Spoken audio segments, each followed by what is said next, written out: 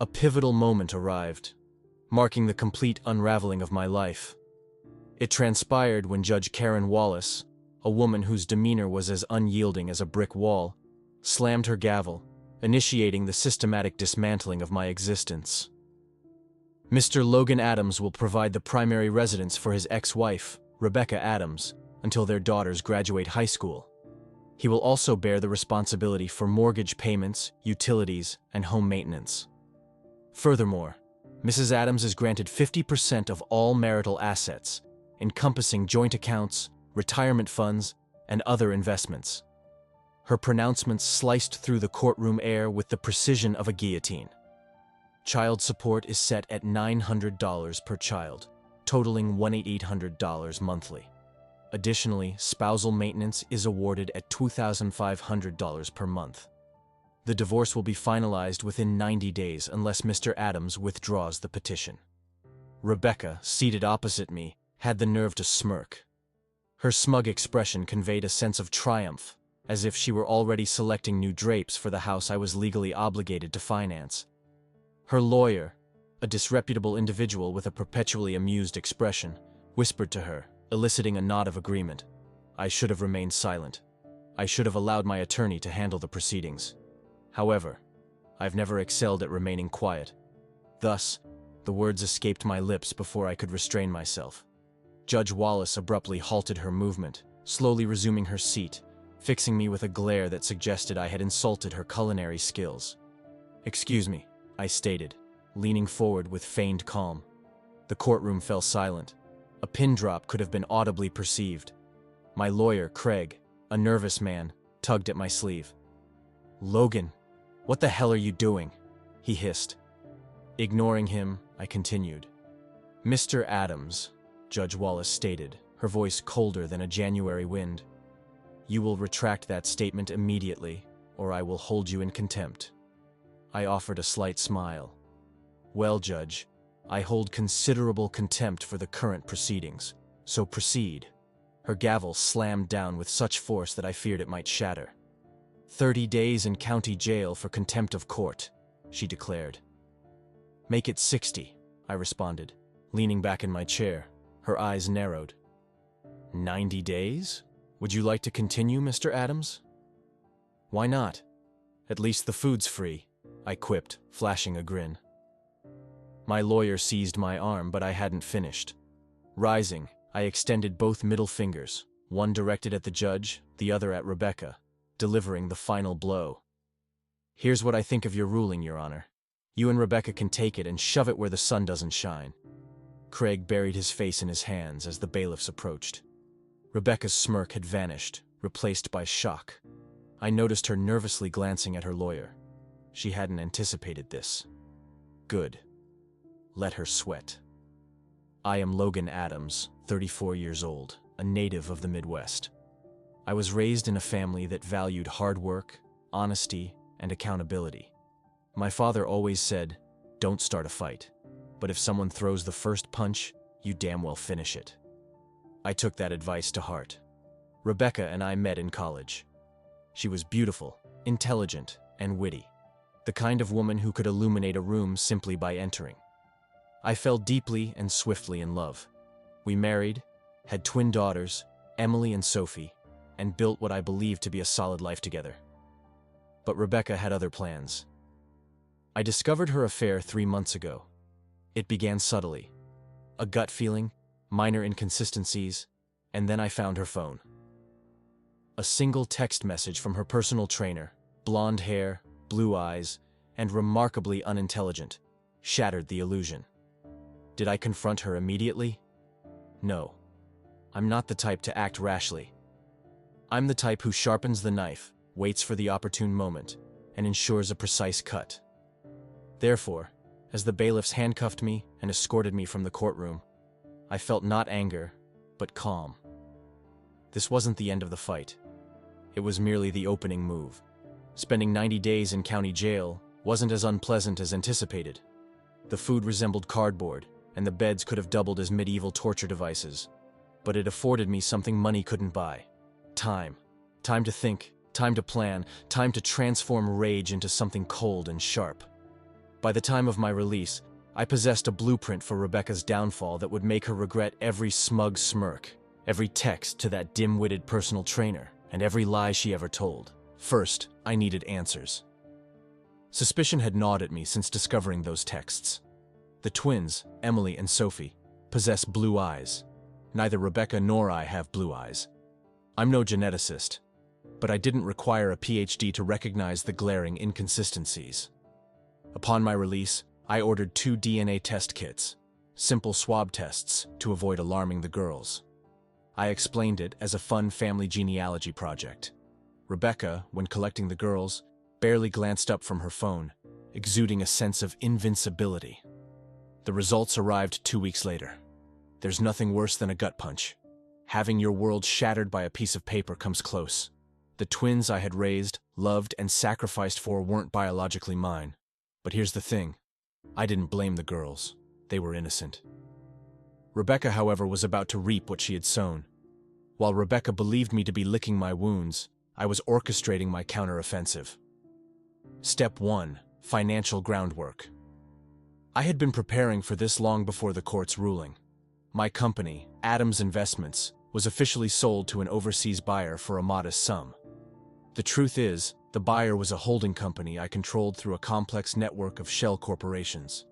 The funds never touched U.S. soil, preventing Rebecca from accessing them.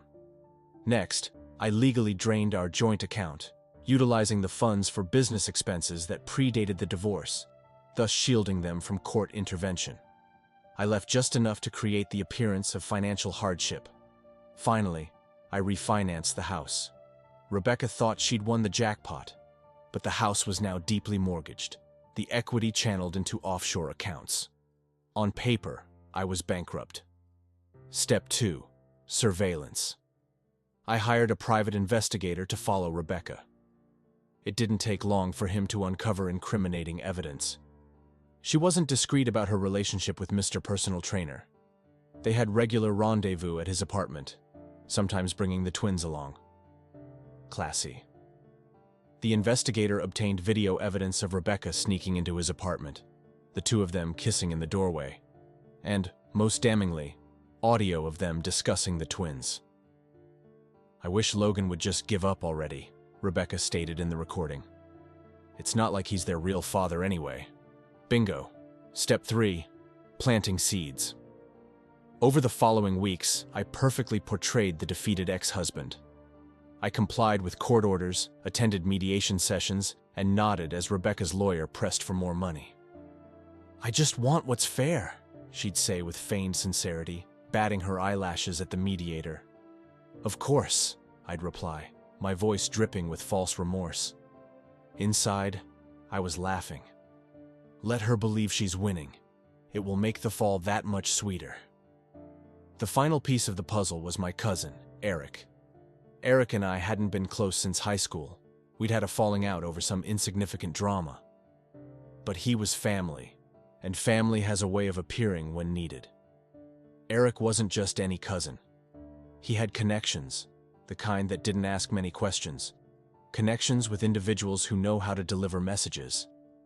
One night, Rebecca's personal trainer became the unfortunate victim of a random mugging. 5 masked men attacked him outside his gym, leaving him with a broken jaw, broken nose, shattered ribs, a broken arm, bruised testicles, and injuries that would severely impede his ability to engage in sexual activity and lift weights. The message was clear: stay out of my business. By the time I contacted my lawyer to finalize the divorce paperwork, the chessboard was set. Rebecca was oblivious to the impending collapse of the life she thought she'd won, a life she had built herself. The day Rebecca was served remains one of my life's finest moments. It was a Friday afternoon when my lawyer handed the finalized divorce petition to the process server. It included everything: the DNA results proving I wasn't the twins' biological father, the PI's report documenting her affair with Mr. Personal Trainer, and a complete financial disclosure, or what remained of it. The final touch: a clause stating Rebecca was responsible for all court costs, mortgage payments, and any remaining debts tied to the house. After all, it was her primary residence, as Judge Wallace had so kindly decreed. Rebecca was at the mall when served, likely spending the last of the money she thought she could extract from me. According to the server, her face paled as she read the documents. Then, she collapsed like a marionette with its strings cut. The video my PI captured showed her sitting in the middle of the food court, clutching the papers as if they might spontaneously combust, while mall security awkwardly attempted to intervene. Back at my apartment, I celebrated with a cold beer and a quiet evening. Rebecca, however, was spiraling out of control. Her first move was predictable: repeated calls. "Logan, we need to talk. You're being unreasonable. How could you do this to the girls?" The voicemails were a mix of desperation and rage. I didn't answer a single one. My phone might as well have been a brick. Her next move, she stormed into my old office demanding to see me. Upon realizing I wasn't there, and hadn't been for weeks, she created such a scene that security had to escort her out. By the following Monday, she was in full panic mode, and I relished every second. The fallout was beautiful to watch. The house, her supposed prize, became her undoing. With no access to my income and no savings, she couldn't maintain the mortgage or utilities. Within 2 months, foreclosure notices arrived and the electricity was shut off. Rebecca moved back in with her parents, bringing the twins. I imagine the dinner conversations were awkward, considering how much her parents had liked me and how little they thought of Mr. Personal Trainer. Speaking of him, he wasn't much help. Between his medical bills, ruined credit, and inability to work, he was essentially a paperweight. And thanks to Eric's connections, his financial and physical recovery was agonizingly slow. Rebecca's desperation became a permanent fixture in the courtroom. She pleaded for spousal support, child support, and even a share of the business I'd already sold. "My client has been left with nothing," her lawyer whined during one hearing. "Your Honor, with all due respect," my lawyer countered, her tone sharp. "Rebecca Adams knowingly engaged in adultery, knowingly misrepresented the paternity of her children, and is now attempting to extort funds that simply do not exist." Judge Wallace was furious, but she couldn't refute the evidence. Rebecca's lawyer demanded an accounting of the business sale proceeds, but that was a dead end. The money had been transferred overseas, beyond the court's reach, and the shell corporations were untouchable. "Where is the money, Mr. Adams?" Judge Wallace asked directly, her glare intense. "Gone," I said simply. "Bad investments. Tough market." It was technically true, just not in the way she intended. When custody of the twins was discussed, Rebecca made her last stand. "He's abandoning his daughters," she cried, tears streaming down her face. "He doesn't care about them." I remained calm. "Your Honor, I have irrefutable DNA evidence that I am not their biological father," I said, sliding the test results across the table. Rebecca and her partner chose to deceive me. They chose to bring the twins into this situation. I love those girls, but I cannot legally or financially be responsible for them any longer. Rebecca dissolved into sobs. The judge stared at me with icy disdain, but she could do nothing. Custody reverted entirely to Rebecca. No child support, no strings attached. By the end of the proceedings, Rebecca's life was in ruins. The house was gone, her car repossessed. She was working double shifts at a diner to make ends meet, while her parents grew increasingly impatient with her. As for me, I was already gone. I'll save the details for the next chapter, but suffice it to say, Costa Rica provides an excellent fresh start. My departure wasn't dramatic or cinematic, no thrilling car chases or last-minute airport dashes, just quiet, meticulous planning and a smooth exit. I'd been preparing for months, and by the time Rebecca realized I was gone, I'd already vanished into the sunset. It began with a final barbecue at my cousin Eric's ranch. The extended family was there, laughing, drinking, enjoying the kind of togetherness Rebecca had spent years scoffing at. Unbeknownst to those outside our circle, this wasn't a casual gathering.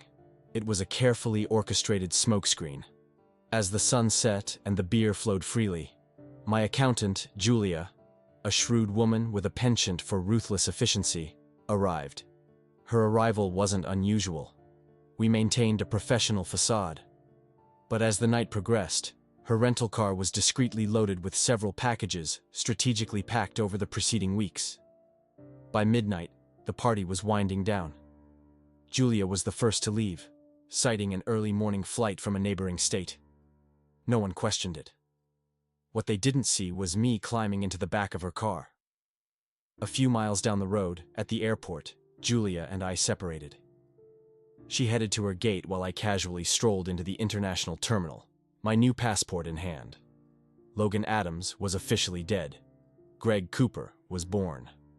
By the time Rebecca awoke the next morning, likely still reeling from the chaos of her crumbling life, I was halfway to Costa Rica. Life in Costa Rica is simple and peaceful. I purchased a small hacienda on the Caribbean coast, with a fraction of the money I'd squirreled away. It has a charter fishing boat nearby, and plenty of space for the quiet life I'd always desired. Julia joined me a few weeks later, having resigned from her accounting firm. We kept things casual initially, but let's just say the arrangement worked well for both of us. Back home, Rebecca's life continued to unravel. The house was foreclosed, the twins shared a tiny room at her parents' house, and she was still trying to extract money. Her lawyer eventually gave up, realizing there were no funds. Mr. Personal Trainer was still grappling with his injuries, debts, and shattered life. Whatever dreams he'd harbored of living off Rebecca's winnings evaporated along with my bank accounts. And then there was Judge Wallace. A year after my departure, I heard news that made me laugh so hard I nearly spilled my drink. The same man-hating, iron-fisted judge who had decimated me in court was now embroiled in her own scandal. Yes, Judge Wallace, who was married, was caught cheating with a man. She was not only forced to pay alimony, but also to support 3 children who weren't biologically hers. She'd adopted them upon marrying. Her ex took his new girlfriend to the judge's house and paraded through the city like a happy family, while she paid the bills. Poetic justice doesn't begin to describe it. As for me, I've created a life. The locals in my small Costa Rican village know me as Greg Cooper, the friendly American who operates a modest charter boat business with his girlfriend, Julia. We are well-liked, respected, and, to all appearances, entirely ordinary. But occasionally, while sipping a mojito as the sun dips below the horizon, I reflect on Rebecca, Judge Wallace, and the chaos I left behind, and I smile. Because sometimes the best revenge isn't a flashy spectacle. Sometimes, it's watching from a distance as the people who wronged you destroy themselves,